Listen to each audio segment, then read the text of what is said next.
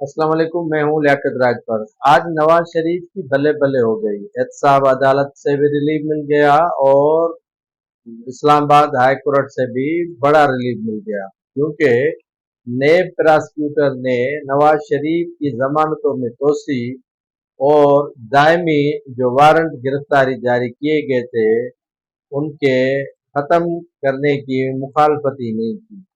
एहतसाब अदालत हो या इस्लामाबाद हाई कोर्ट हो, हर जगह पे नेब के जो प्रोसिक्यूटर थे वो मियां नवाज शरीफ के खुलकर हामी नजर आए। उन्होंने जजेस के इसरार पर भी नवाज शरीफ के किसी भी दरख्वास्त की मुखालफत नहीं की।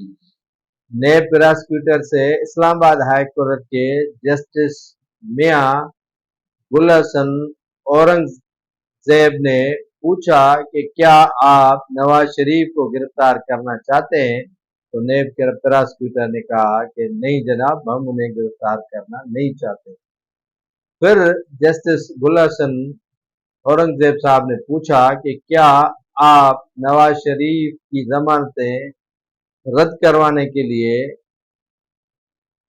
कहेंगे, तो उन्होंने कहा कि नहीं, हम चाहते हैं कि नवाज शरीफ की जमानतें बहाल हों और उन्हें रिलीफ हो, हमें कोई एतराज नहीं है। तो जस्टिस गुल हसन औरंगजेब ने कहा कि अगर आपको किसी चीज पर एतराज नहीं है तो फिर अदालत का वक्त क्यों जाया कर रहे हैं और ये दरख्वास्तें किस लिए दी गई हैं।